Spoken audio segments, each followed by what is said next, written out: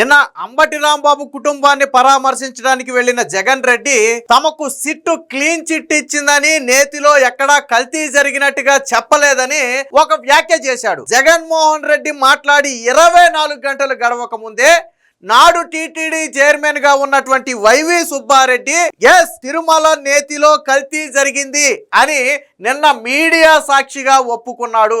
ఒక పక్క Jaganmohan Reddy clean chit ఇచ్చారని చెబుతుంటే వైవి సుబ్బారెడ్డి మాత్రం ఐ అగ్రీ దట్ అని చెప్పి ఆ కల్తీ జరిగిందని ఏదైతే సిట్టు ఆరోపణ చేసిందో దానితో మేము ఏకీభవిస్తున్నామో, అలా కల్తీ జరగటానికి అనేక మంది పాత్ర ఉంది అని చెప్పి స్వయంగా వైవి సుబ్బారెడ్డి ఒప్పుకోవటం ఇప్పుడు వైసీపీలోనే పెను ప్రకంపనలు పుట్టించింది. ఒక పక్క వైసీపీ నేతలందరూ కూడా కల్తీ జరగలేదని చెబుతున్న నేపథ్యంలో వైవి సుబ్బారెడ్డి కల్తీ జరిగిందని ఒప్పుకోవటంతో ఒక్కసారిగా వైసీపీ ఆ డిఫెన్స్లో పడిపోయినట్టుగా అయింది. ఇప్పుడు వాళ్ళకి కౌంటర్ చేయడానికి కూడా అవకాశం లేని పరిస్థితి. అంటే వైవి సుబ్బారెడ్డి ఆ పశ్చాత్తాపంతో ఏమన్నా ఒప్పుకున్నాడా అనే అనుమానం కూడా కలుగుతుంది. స్వయంగా జాతీయ మీడియాతో మాట్లాడిన సందర్భంలో జాతీయ మీడియా చాలా స్పష్టంగా అడిగింది, నేతిలో కల్తీ జరిగిందా లేదా అంటే జరిగింది. దానిలో అధికారుల పాత్ర ఉంది, కింది స్థాయి ఉద్యోగుల పాత్ర ఉంది, అనేక మంది పాత్ర అందులో ఉంది అని చెబుతూనే జరిగింది అని కుండ బద్దలు కొట్టినట్టుగా నిన్న వైవి సుబ్బారెడ్డి ఒప్పుకున్నాడు. ఎప్పుడైతే వైవి సుబ్బారెడ్డి కల్తీ జరిగిందని స్వయంగా ఆయనే ఒప్పుకున్నాడు, దాంతో అటు నేషనల్ మీడియా కావచ్చు, ఇటు స్టేట్ మీడియా కావచ్చు, వైవి సుబ్బారెడ్డి ఒప్పుకున్న విషయాన్ని బ్రేకింగ్ న్యూస్గా వేసి, అంటే జగన్మోహన్ రెడ్డి ఏదైతే కలవలేదు అని చెప్పాడో ఇక్కడ వైవి సుబ్బారెడ్డి కలిసింది అని చెప్పాడో, సో స్వయంగా నాడి టీటీడీ చైర్మన్నే కలిసింది అని ఒప్పుకున్నాడు అని చెప్పి ఆ బ్రేకింగ్ న్యూస్ కూడా వేయటం జరిగింది. అంటే జగన్మోహన్ రెడ్డి తిరుమల లడ్డూలో కల్తీ జరగలేదని చెప్పిన మాట అబద్ధం అని స్వయంగా వైవి సుబ్బారెడ్డి మొహం మీద చెప్పినట్టుగా అయింది. దీంతో ఇప్పుడు వైసీపీ ఎలా సమర్థించుకోవాలో అర్థం కావట్లేదు. ఎందుకంటే వాళ్ళ కింది కార్యకర్త నుంచి పైస్థాయి నాయకుడి వరకు అందరూ ఒకే స్టాండ్ మీద ఉన్నారు. నెయ్యి కల్తీ జరగలేదు, చంద్రబాబు పవన్ కళ్యాణ్ క్షమాపణ చెప్పాలి. కానీ సిట్ ఇచ్చిన రిపోర్టుని నేను అంగీకరిస్తున్నాను, నెయ్యి కల్తీ జరిగిన మాట వాస్తవమేనని స్వయంగా నాటి టీటీడీ చైర్మన్గా ఉన్నటువంటి వైవి సుబ్బారెడ్డి ఒప్పుకోవటంతో ఇప్పుడు వైసీపీ పరిస్థితి కక్కలాక మెంగలాక, అంటే ముందు నుయ్యి వెనక గొయ్యి. కల్తీ జరగలేదన్నామా, వైవి సుబ్బారెడ్డి చెప్పాడు కదా అంటారు. వైవి సుబ్బారెడ్డితో గొంతు కొలుపుదామా, నిన్నటి వరకు మీరు మాట్లాడింది ఏంటని నిలదీస్తారు. అంటే ఇప్పుడు జరిగిందనాలా, కల్తీ జరగలేదనాలా, వైసీపీకి అర్థం కాని పరిస్థితి అయిపోయింది. ఒక రకంగా ఇది కూటమి నేతలకు ఒక ఆయుధంగా మారింది. స్వయంగా వైవి సుబ్బారెడ్డి ఎక్కడా కూడా సిట్ రిపోర్ట్ని ఖండించలా. సిట్ రిపోర్ట్ని నేను అంగీకరిస్తున్నానని స్వయంగా చెప్పాడు. సిట్ రిపోర్ట్ మీద ఆయన ఏం అనుమానాలు కూడా వ్యక్తం చేయలే, చాలా స్పష్టంగా చెప్పాడు. సో దీనికి సంబంధించినటువంటి వార్త కూడా ఒకటి వచ్చింది. ఒకసారి జాతీయ మీడియాతో మాట్లాడాడు, ఒకసారి చూద్దాం. మీరు చాలా స్పష్టంగా ఏనండి వైవి సుబ్బారెడ్డి క్లారిటీగా చెప్తాడు. ఒప్పుకున్నాడు. సో ఘీ ఈజ్ అడల్టరేట్ చాలా స్పష్టంగా ఒప్పుకున్నాడు వైవి సుబ్బారెడ్డి. కల్తీ జరిగింది అని చాలా స్పష్టంగా సింగిల్ వర్డ్లో ఒప్పుకున్నాడు. కల్తీ ఎందుకు జరిగింది అనేది కూడా వైవి సుబ్బారెడ్డి చెప్తాడేనండి ఒకసారి.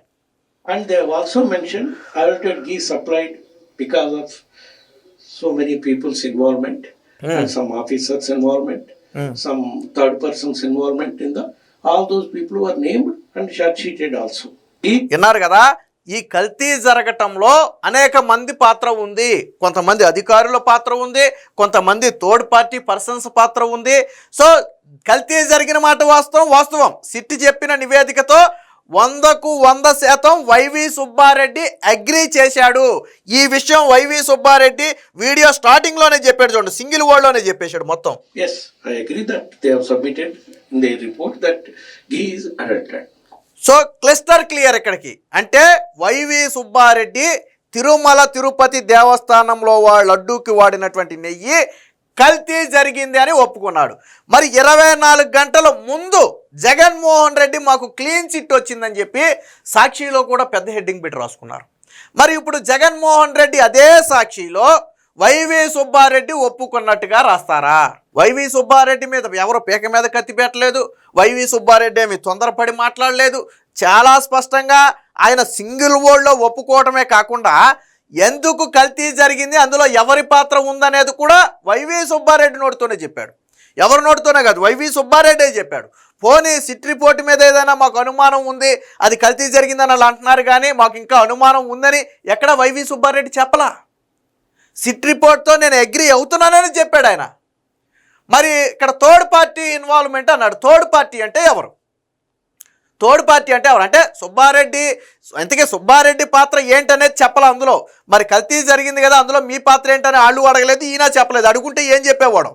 కానీ అధికారుల మీద కావచ్చు, కొంతమంది బయట వ్యక్తుల మీద కావచ్చు నింద అయితే మోపారు, వాళ్ళ వల్ల జరిగిందని చెప్పారు. మరి నాడు టీటీడీ చైర్మన్గా ఉన్నటువంటి సుబ్బారెడ్డి ఎందుకు దాన్ని అడ్డుకోలేదు? తెలిసి అంటే ఎక్కడ సుబ్బారెడ్డి లాక్ అయిపోయాడంటే, సుబ్బారెడ్డికి మేము కల్తీ జరిగిందని ల్యాబ్ రిపోర్ట్ రాగానే మేమే చెప్పామని చెప్పి గతంలో ప్రొక్యూర్మెంట్ జనరల్ మేనేజర్గా ఉన్నటువంటి సుబ్రహ్మణ్యం ఒక స్టేట్మెంట్ ఇచ్చాడు. అంటే సుబ్బారెడ్డి గారికి సార్ మనం శాంపిల్స్కి పంపాము, ఆ శాంపిల్స్లో కల్తీ అని వచ్చిందని చెప్పగానే సుబ్బారెడ్డి అన్న మాట ఏంటంటే, ఆల్రెడీ ఆ శాంపిల్స్ రావడానికి 2 నెలల సమయం పడితే ఆ ట్యాంకర్లు వీళ్ళు వాడేశారు, ఆ శాంపిల్స్ వచ్చిన ట్యాంకర్లు వీళ్ళు వాడేశారు. అప్పుడు సుబ్బారెడ్డి ఏమన్నాడు, ఆల్రెడీ ఆ నెయ్యి మనం వాడేసాం కాబట్టి ఇప్పుడు దీని గురించి నోరు మెదపొద్దు అన్నాడు. ఎందుకని నోరు మెదపొద్దు అన్నాడు అంటే, కల్తీ జరిగిన నేతితో లడ్డూలు చేశారు అంటే అది తీవ్ర అప్రదిష్టగా మారుతుంది, వైసీపీ పార్టీకి అతిపెద్ద మచ్చగా మారుతుంది. దాంతో ఏం చేశారు, ఏమీ చెప్పొద్దు అన్నాడు. ఈ స్టేట్మెంట్ ఎవరు ఇచ్చారు? స్వయంగా నాడు ప్రొక్యూర్మెంట్ జనరల్ మేనేజర్గా ఉన్నటువంటి సుబ్రహ్మణ్యమే ఇచ్చాడు. సో వైవి సుబ్బారెడ్డి పరిస్థితి అప్పుడు ప్రొక్యూర్మెంట్ జనరల్ మేనేజర్ చెప్పాడా లేదా వైవి సుబ్బారెడ్డి? థర్డ్ పార్టీ అంటే ఎవరు? వైవి సుబ్బారెడ్డి లేడా చైర్మన్గా?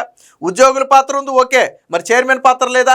తెలిసి కూడా దాన్ని కొనసాగించారు కదా. సో దీనికి సంబంధించి ఇంకొక నిన్న మీడియాతో కూడా మాట్లాడాడు, అది కూడా ఒకసారి చూద్దాం. ఛార్జ్ షీట్ ఫైల్ చేసిన దాన్ని బట్టి ఇందులో జంతు కొవ్వు కలవలేదు అని చెప్పారు. జంతు కొవ్వు కలవలేదు కాబట్టి ఇది వేరే పదార్థాలు కల్తీ జరిగింది, జంతు కొవ్వు మాత్రం కలవలేదు అని చెప్పారు. సో ఏమంటాడంటే, జంతు కొవ్వు కలవలేదని సిట్ చెప్పింది, కానీ వేరే పదార్థాలతో కల్తీ జరిగిందని సిట్ చెప్పిందని చెప్తున్నాడు. అంటే ఈయన అగ్రీ ఏంటంటే, సిట్ చెప్పినట్టుగా వేరే పదార్థాల కల్తీ అయితే జరిగింది.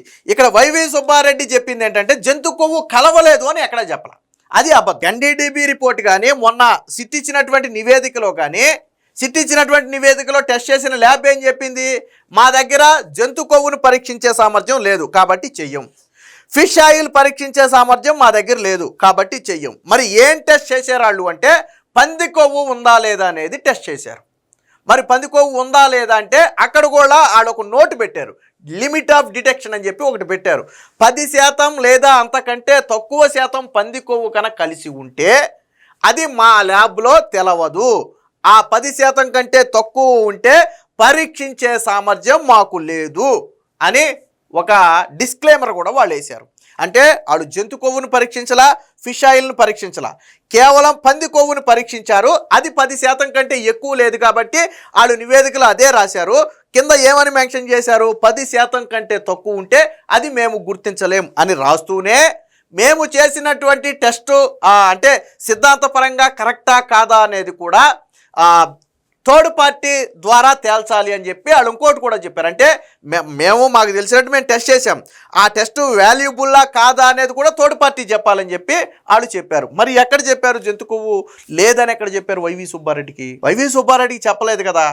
అంటే ఒకటి అబద్ధం ఒకటి నిజం. జంతు కొవ్వు లేదు అని వాళ్ళు చెప్పారు అనేది అబద్ధం, కానీ ఇతర కారకాలు కలిసి ఉంటాయి అనే నిజాన్ని మాత్రం వైవి సుబ్బారెడ్డి పోసగుచ్చినట్టుగా ఒప్పుకున్నాడు. ఎప్పుడైతే వైవి సుబ్బారెడ్డి స్వయంగా కల్తీ జరిగింది అని ఒప్పుకున్నాడో దీంతో ఇప్పుడు వైసీపీ పార్టీ పరిస్థితి ముందు నుయ్యి వెనక గొయ్యిలాగా మారింది. జగన్ ఏమో కల్తీ జరగలేదంటాడు, సుబ్బారెడ్డి ఏమో కల్తీ జరిగిందంటాడు. మధ్యలో కార్యకర్తలు నాయకులు నలిగిపోతున్నారు. ఇటు జగన్ స్టాండ్ తీసుకోవాలా, వైవి సుబ్బారెడ్డి స్టాండ్ తీసుకోవాలా, అర్థం కాని పరిస్థితుల్లో ఇప్పుడు వైసీపీ పార్టీ అయోమయంలో పడింది. ఏది ఏమైనా ఇప్పటి వరకు జగన్మోహన్ రెడ్డి కావచ్చు, సాక్షి కావచ్చు, వైసీపీ కావచ్చు కవర్ చేసుకుంటూ వచ్చిన అబద్ధాన్ని వైవి సుబ్బారెడ్డి కుండ్ల బద్దలు కొట్టినట్టుగా చెప్పాడు. కానీ సాక్షిలో ఎక్కడా కూడా వైవి సుబ్బారెడ్డి చెప్పింది రాయలా. ఎందుకు రాయలా? వైవి సుబ్బారెడ్డి మీరు ఇందాక నేషనల్ మీడియాతో మాట్లాడింది మీకు వినిపించా, చాలా స్పష్టంగా ఒప్పుకున్నాడు. అందులో కొంతమంది ఉద్యోగులు థర్డ్ పార్టీ పర్సన్స్ పాత్ర ఉందని చెప్పి స్వయంగా ఒప్పుకున్నాడు, కానీ సాక్షిలో రాయల. అంటే మొత్తంగా ఈ నెయ్యి కల్తీ వ్యవహారంలో ఇప్పుడు సుబ్బారెడ్డి ఆ స్టేట్మెంట్తో వైసీపీలో పెను ప్రకంపనలు అయితే వచ్చాయి.